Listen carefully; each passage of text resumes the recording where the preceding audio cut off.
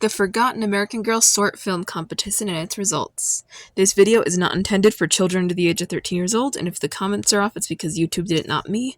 There will be spoilers for these short films, and this video is only meant for people who are adults or So, hello and welcome back to my channel. This video is about the Be Forever short film competition. This launched in the summer of 2015, and American Girl released these films in the fall of that year. These two films are roughly 15 minutes long, focusing on selected Be Forever characters, in this case, Mary Ellen and Julie. It was hosted by Tangle in 2015, and the goal of it was to create a short film. The winner of Julie's short film is Maya Ralph, and the winner of Mary Ellen's was Marissa Hope. I couldn't find more about these on the wiki. Julie's was 14 minutes long, and the other one was 16 minutes and some seconds for Mary Ellen. I don't remember the exact sentence. They're live action, and now to talk about the specials themselves. Story, which is And the Tiara Goes To.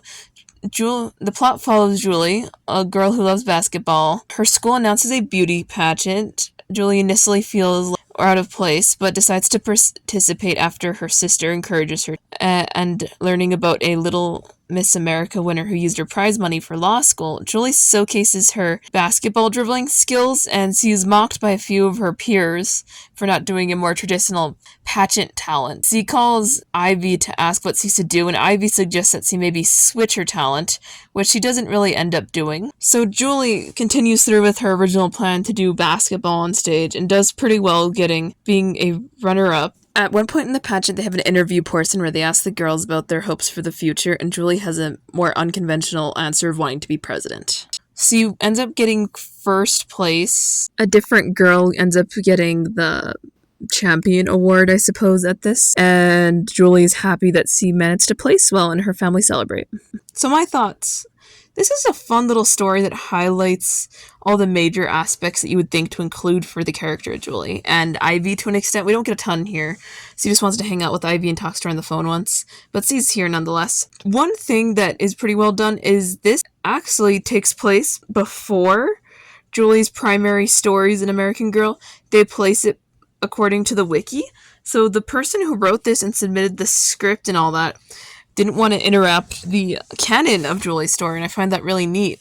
Another thing is the characters are pretty fun. I like the emphasis of sisterhood in both of these, that you'll see it in the next one, about the same, because Julie's sister is one of her major proponents in encouraging her to pursue this.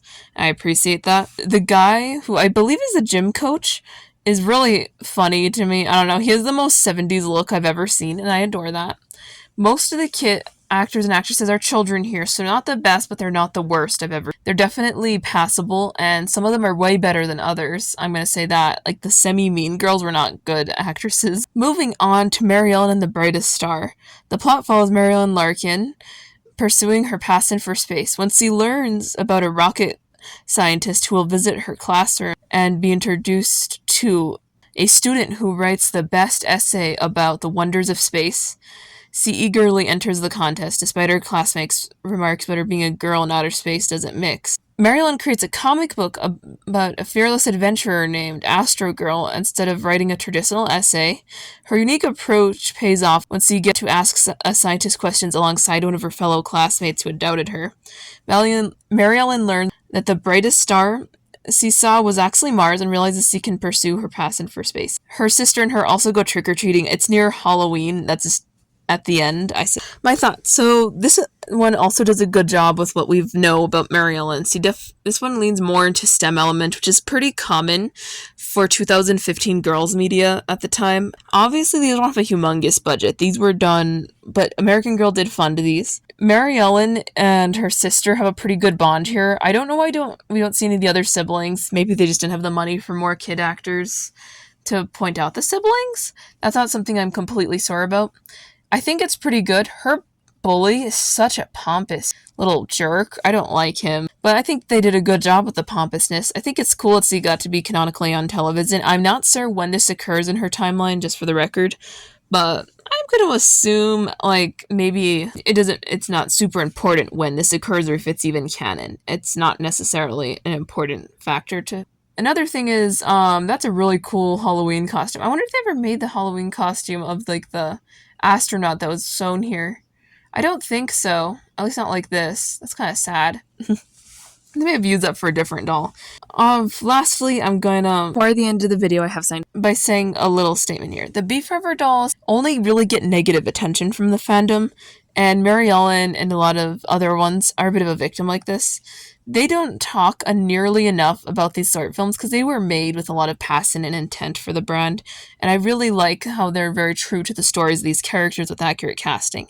And their wikis are in dismal shape. Someone who has good editor privileges needs to go through and do a detailed transcript of these short films to add, and then add the additional information about their production and who is involved.